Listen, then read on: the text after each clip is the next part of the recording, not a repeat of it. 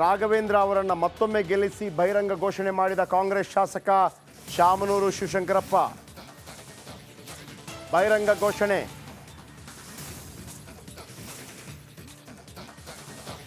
ಶಿವಮೊಗ್ಗದಲ್ಲಿ ರಾಘವೇಂದ್ರ ಉತ್ತಮ ಕೆಲಸ ಮಾಡಿದ್ದಾರೆ, ಮುಂದೆಯೂ ರಾಘವೇಂದ್ರ ಅವರನ್ನೇ ಆಯ್ಕೆ ಮಾಡಬೇಕು ಅಂತ ಬಹಿರಂಗ ಘೋಷಣೆ.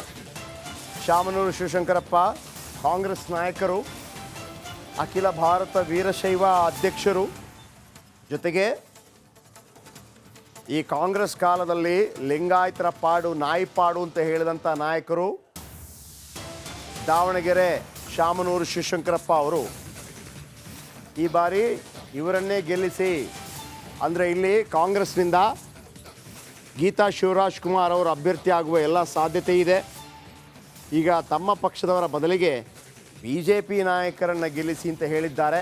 ಆದರೆ ಇದು ಹೇಳಿರುವಂಥದ್ದು ಕೇವಲ ಒಂದು ಕಾರಣಕ್ಕೆ, ಯಾಕಂದರೆ ಲಿಂಗಾಯತರು ಅನ್ನೋ ಕಾರಣಕ್ಕಾಗಿ. ಏನು ಹೇಳಿದ್ದಾರೆ ಕೇಳಿಸ್ಕೊಳ್ಳಿ.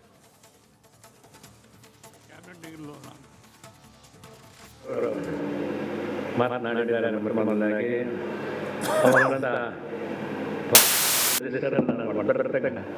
ನೀವೇ ಪ್ರಧಾನ ಅಭಿಪ್ರಾಯ. ಏಕೆಂದರೆ ತಮ್ಮ ಕ್ಷೇತ್ರದಲ್ಲಿ ಯಾವ ಕೆಲಸ ಆಗಬೇಕು ಅನ್ನೋದನ್ನು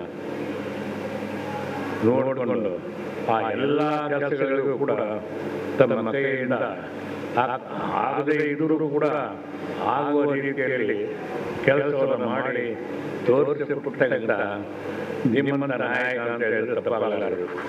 ಅಂತ ಒಳ್ಳೆಯ ವ್ಯಕ್ತಿಯನ್ನ ತಾವು ಪಾರ್ಲಿಮೆಂಟ್ ಸದಸ್ಯರಾಗಿ ಆಚರಿಸಿದ್ರು. ಬಹಳ ಒಳ್ಳೆಯ ಕೆಲಸವನ್ನು ನಿಮಗೆ ಜನ ಮಾಡಿದ್ದಾರೆ ಅಂತ ನನ್ನ ಅಭಿಪ್ರಾಯ. ಇನ್ನೇನು ಮತ್ತೆ 2 ತಿಂಗಳಲ್ಲಿ ಬರುತ್ತೆ ಪಾರ್ಲಿಮೆಂಟ್ ಚುನಾವಣೆ. ಮತ್ತೆ ರಾಘವೇಂದ್ರ ಯಾರು BJP ಪಕ್ಷದಿಂದ ಟಿಕೆಟ್ ಏನು ಕೊಡೋದಿಲ್ಲ. ಅದರಿಂದ